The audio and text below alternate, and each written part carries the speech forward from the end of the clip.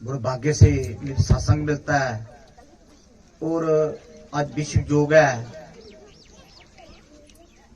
कुछ ऐसी महान तिथि होती हैं जो मां भगवती कृपा से आपको आज सत्संग आने का शुभ अवसर मिला है। आज गुरु नानक देव का एक प्रकटे दिवस है। इस धरा पर गुरु नानक देव एक ज्योति स्वरूप में इस धरा में आए थे और लोगों का कल्याण करने के लिए एक महान आत्मा का प्रकटे हुआ था। और 1469 ईस्वी में उनका जन्म हुआ था। तलवंडी में, पाकिस्तान में अभी भी वो स्थान है, मकराना जगह है नाम। और उनके पिता का नाम कालूदास था। और एक गृह स्थिति में रहकर उन्होंने संपूर्ण विद्या का अध्ययन किया और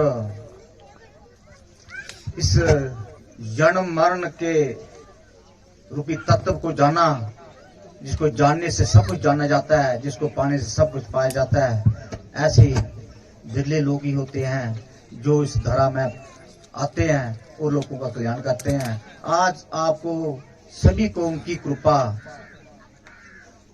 जो अभी भी है, गुरु नानक देव अभी भी हैं और उनका ध्यान करेंगे, अभी भी इस सत्संग में वो आ जाएंगे। तो आज आपको गुरु नानक देव ही कृपा देंगे।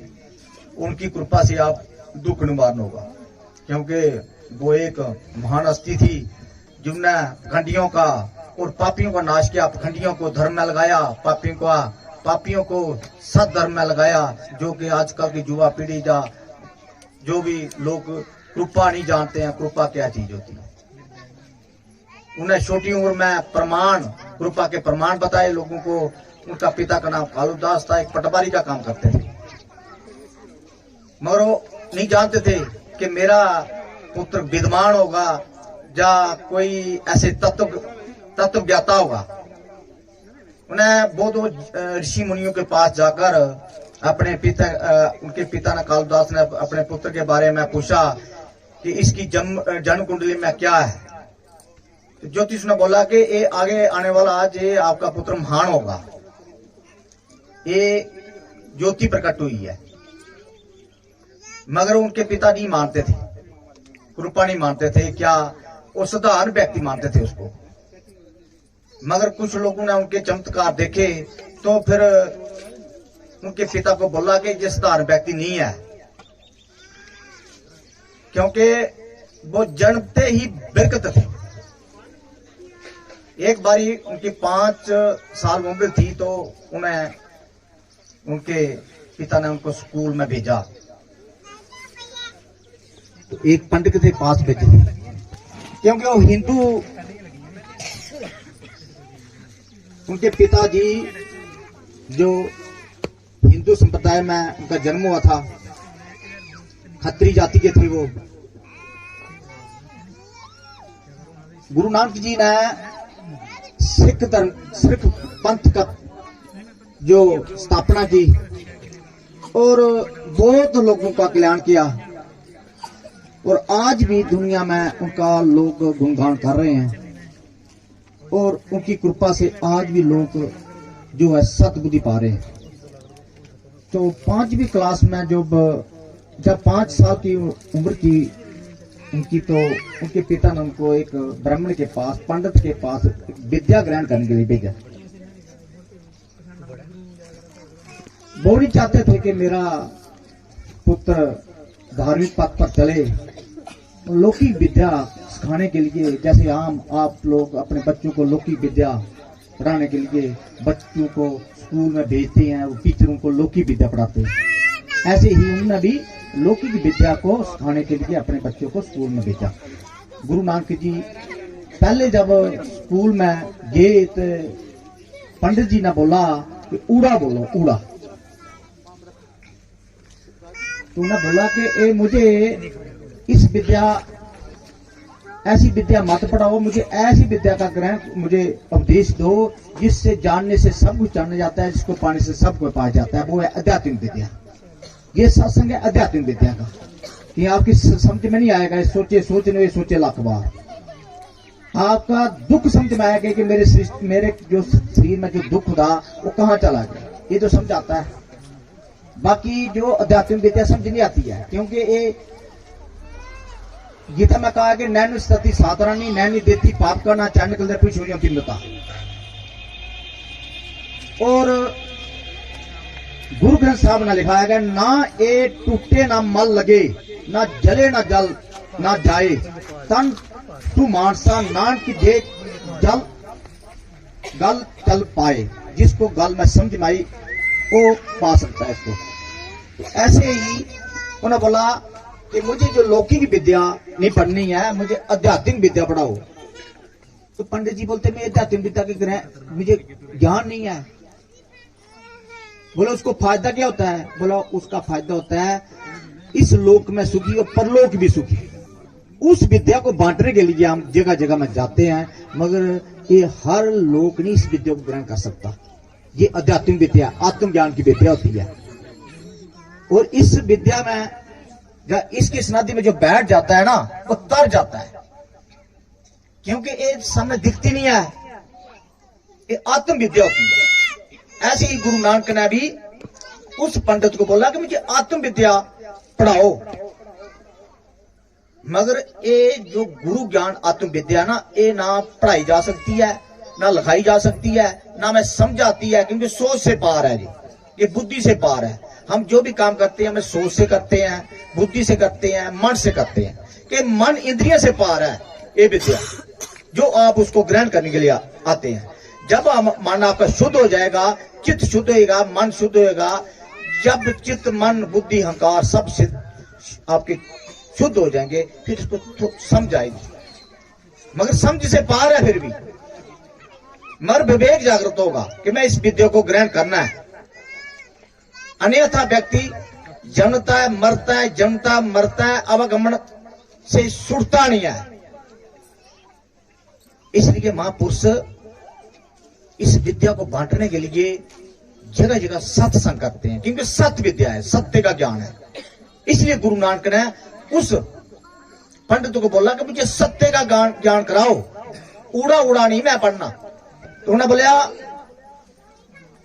उड़ा उपमा ताकी कीजे जग का अंत ना पाया। मुझे वो चीज पढ़ाओ जिसका अंत नहीं है, जग का अंत ना पाया। सेवा करके से फल पाइए जिन्हें सच कमाया। बोले सेवा करो और सेवा का फल है सच। उस सच को जो ग्रहण करता है वो शुद्ध स्वभाव उसका शुद्ध हो जाता है, दया होती है उसमें, करुणा होती है। और अंत में क्या है, वो आलोक में यात्रा करता है ना, तो खुशी से जहां से विदा होता है और जन्म मरण के फंदे से मुक्त हो जाता है। वो उस विद्या को ग्रहण करने के लिए आप जहां आए हैं, तो उनके लिए आप जो आए हैं और जितने भी सेवादार जहां उद्योजन किया है, जहां उद्योजन किया है शासन की, मैं उनको भी कोटि कोटि बंद रहा हूं, उनके लिए भी ताड़ियां हो जाओ। जब लंगर में लगे हुए हैं, एक दो बंदा लंगर में देगा, बाकी सब नीचे आओ उस विद्या को ग्रहण करने के लिए। हम इस पंडाल को चार्ज कर रहे हैं अभी पाठ से, जप से, जप जग्यासमी, जप से वो विद्या ग्रहण होती है। इसलिए हम जप बांटते हैं, जप दुखों का निवारण करता है। घर घर में दुख है, इसलिए गुरु नानक ने अपना जो शरीर को ना समझकर लोक हित के लिए इस विद्या को जगह जगह में बांटा। प्राणी मात्रा का हित करती है ये विद्या। तो पंडित जी बोला कि 5 साल के और मैं आपको जनेऊ पहनना है। बोला किस लिए पहनना है जनेऊ? अभी पंडित लोग बैठे हैं जिन्हें जनेऊ पहनना है, खड़ा करो। जो पंडित जी बैठे हैं जहां, कोई जनेऊ पहनना है किसने? कोई महत्व बता सकता है जो जनेऊ का?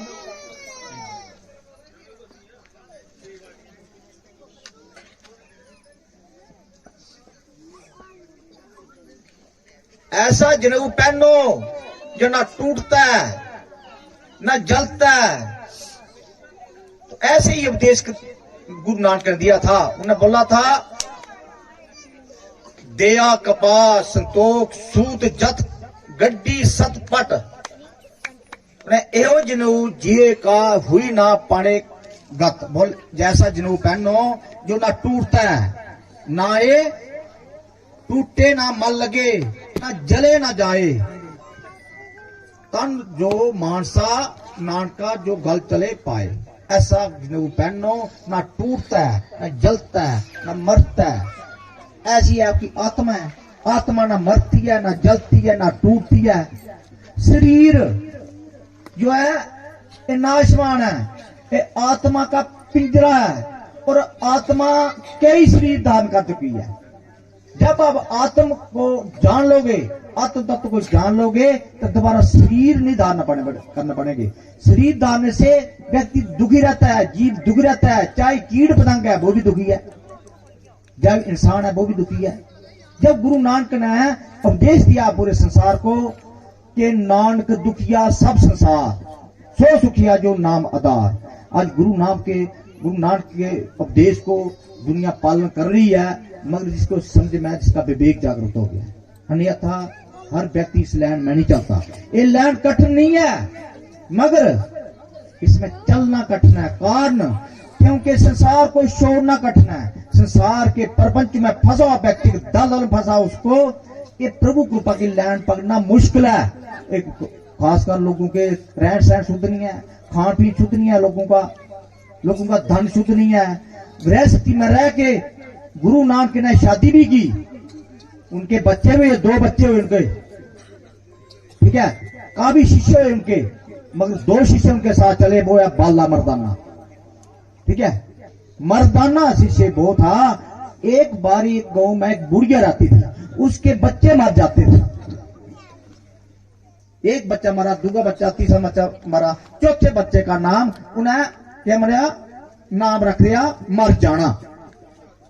जो गुरु नानक जी के पास आई, बोले इसका नाम क्या? बेटा बहुत अच्छा है, आपका भजन गाता है, बहुत अच्छा है। बोला इसका नाम है मर जाना। बोला क्यों रखा है नाम इसका मर जाना? बोला गुरु जी 3 तो मर गए, चौथा में इसके में मरना गया, इसलिए मैं मर जाना बोल दिया। पहले इसको मर जाना नाम रख दिया मैंने। बोला ये नहीं मरेगा। बोला मुझे शाम दो उसको। बोला ठीक है, आपकी शरण में, अगर बच जाता है तो आपकी शरण मरे तो अच्छा है। तो उसका नाम गुरु नानक ने मर्दाना रखा था, ठीक है। तो मर्दाना उनके साथ चले थे। आप लोग जो है गुरु कृपा ग्रहण करते हैं, मगर उस पर चलते नहीं है। मैं देखा चलोगे तो आपके ग्रह दोष, पितृ दोष, हासर्प दोष, कुंडली में किसी प्रकार का दोष है। कुंडली में मृत्यु लिखी हुई है, आप पाठ करोगे तर जाओगे। मर्दाने की मृत्यु थी कुंडली में, मगर मर्दाना बन गया वो। ज्यादा 80, चल 90, 100 से ही, इससे ऊपर कोई नहीं जीता है, चले जाता है। और मृत्यु के प्रांत अगर जप नहीं किया, जगर्थ कर्म नहीं किए, तो कहां आना पड़ता है? प्रे जुनी में आना पड़ता है। तो घर घर में प्रे दोष है। मैं देखा घर घर में प्रे दोष से क्या हो रहा है? लोगों को बीमारियां बन रही हैं। प्रे दोष क्या होता है? पितृ दोष ही प्रे दोष है। अगर आपको लौकिक कार्य कोई पूजा पाठ कराया जाए, प्रे दोष का निवारण नहीं होगा, उसके अलौकिक कृपा चाहिए, ठीक है। आप पंडितों के पास जाते हैं, अच्छी बात है, जाओ अपनी कुंडली दिखाओ, कुंडली में दिखाओ, पंडित बताते जे वे ये जप कराओ, ये जप कराओ, मैं करूंगा, करा के देखो, कोई फर्क नहीं पड़ता। क्योंकि कुंडली में मृत्यु है, अपमृत्यु है, तो लौकिक क्रिया से फर्क नहीं पड़ता। 1-2% फर्क पड़ेगा, नहीं भी फर्क पड़ता है। मगर अलौकिक कृपा क्या होती है? प्रारब्ध कर्म को काटती है वो। हमारा जो शरीर है ये नाशवान है। कर्म के अनुसार जीव जो इस संसार में आता है, वो कर्म के अनुसार जहां से विदा होता है। इसलिए हमें अच्छे कर्म करने हैं, सदाचार रहना है, मुक्ति के लिए कर्म करना है। आप दुखी हैं, चाहे कैसे भी हैं, मगर आप कर्म अच्छे करो, कर्म प्रधान है। आशीर्वाद देने से, जब आशीर्वाद लेने से, जब गुरु का संग करने से भी आपके कर्म नहीं काटे जाएंगे। मैं आपको बहकावे नहीं डालना चाहता। कुछ बहना कुछ भाई में देखा गुरुडम में फैला है कि हाँ जी मेरा गुरु तेरा गुरु, भाई जप नहीं करेगी कुछ लाभ नहीं मिलेगा, मैं गारंटी देता हूं उसको। जप जगियास में कृष्ण गणार्जुन को बोला कि जप करने से ही प्रारब्ध कर्म करता है। आगे आपके प्रारब्ध कर्म में लिखा मृत्यु हो जाएगी, मगर जप करेगा तो मृत्यु को काट लेता है। जप भगवती का जो जप करता है वो सदा सुखी रहता है। मां भगवती उसके कष्ट निवारण कर लेती है, इसलिए हम जप देते हैं। जप जो जप करता है ना वो दुख को भी सुख समझता है, सुख दुख में समान रहता है वो। तो सुख दुख में जो समान है ना वो ही भक्त है, उसमें समता आती है। जिसमें समता आ गई वो भक्त है। क्या पांडु दुखी नहीं रहे? इसलिए गुरु नानक बोला है वो मुमुक्षु होता है, तितिक्षु होता है। जो भक्ति में भी सुख चाहता है तो आशा रखता है, भक्ति में सुख चाहता है तो भक्त नहीं है। भक्त वो होता है जो भक्ति में भी दुख को सुख सहन करे। दुख आते जाते रहते हैं, प्रतिकूलता अनुकूलता आती रहती है, मगर भक्ति नहीं छोड़नी, पाठ नहीं छोड़ना। पाठ आपकी एक पूंजी है। इसलिए आप दूर दराज से आए हैं, जप करना है, हम जप देते हैं। जप करने से अनंत आपको कृपा होगी और ग्रह शुद्ध होगी। जो जप करते हैं खड़ा करो।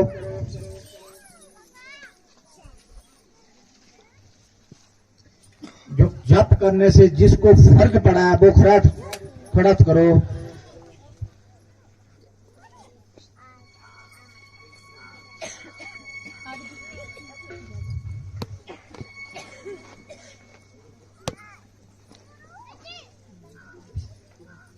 आपके प्रमाण है, अगर जप करने से आपको फर्क पड़ा है तो क्या है, वो गुरु नानक का ही कृपा है।